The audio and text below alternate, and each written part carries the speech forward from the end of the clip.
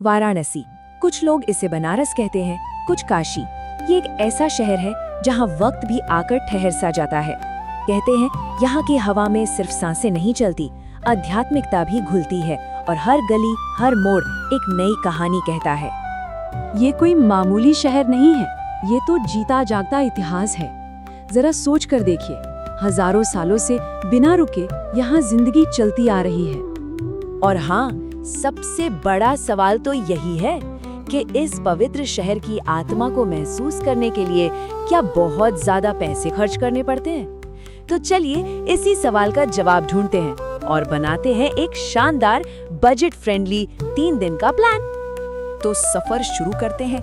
हमारा पहला दिन पूरी तरह से वाराणसी के आध्यात्मिक दिल में उतरने के लिए है। और हाँ, तैयार रहिएगा क्योंकि दिन की शुरुआत सूरज के उगने से भी बहुत पहले हो जाएगी। पहले दिन का शेड्यूल कह सकते हैं कि एकदम पैक्ड रहने वाला है। हम सुबह 4 बजे भक्ति में डूबेंगे, दिन के वक्त बनारस की उन भूल भुलैया जैसी गलियों में खो जाएंगे और शाम को एक ऐसे नज़ारे के गवाह बनेंगे जो जिंदगी भर याद रहेगा। दिन की शुरुआत होगी सीधे काशी विश्वनाथ मंदिर से। सुबह 3 बजे की मंगल आरती, ये एक ऐसा अनुभव है जिसे शब्दों में बयां करना मुश्किल है।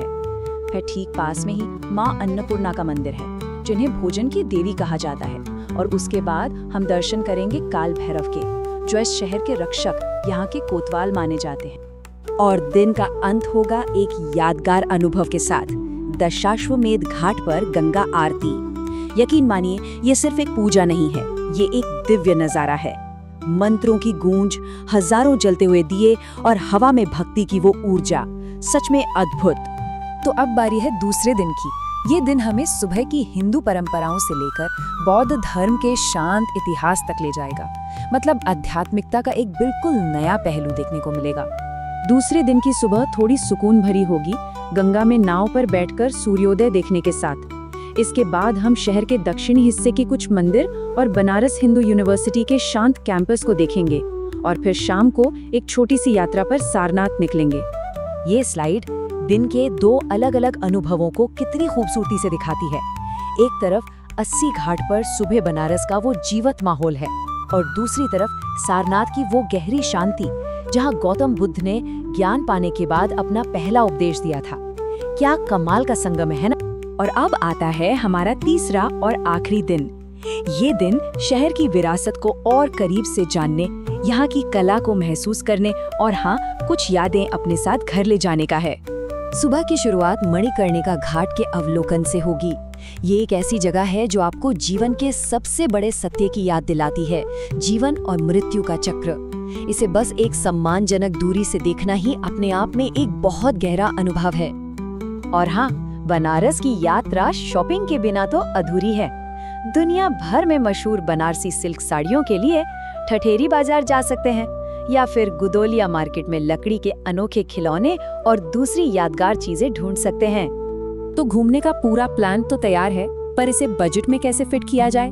चलिए अब कुछ काम की बातों पर आते हैं, कुछ ऐसी प्रो टिप्स जो इस सफर को आसान और किफायती बना देंगी। सबसे पहला सवाल, रुके कहाँ?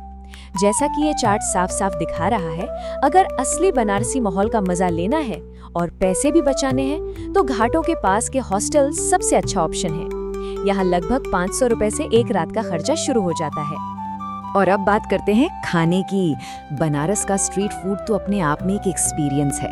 सुबह सुबह गर्मा गर्म कचौड़ी, सब्जी और जलेबी, फिर वो अनोखी टमाटर चाट और हाँ, 100 से ज्यादा फ्लेवर वाली मशहूर ब्लू लस्सी तो बिल्कुल मिस मत कीजिएगा।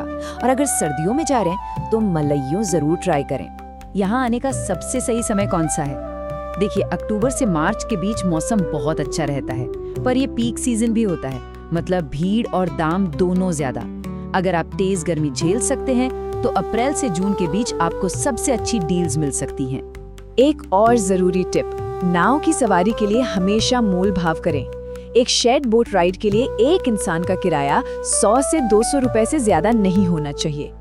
और शहर के अंदर घूमने के लिए ई रिक्शा सबसे अच्छे हैं। ये सस्ते भी हैं और आपको तंग से तंग गलियों में भी आसानी से ले जाते हैं। शेड राइड के लिए आपको बस 10 से 40 रुपए ही देने होंगे।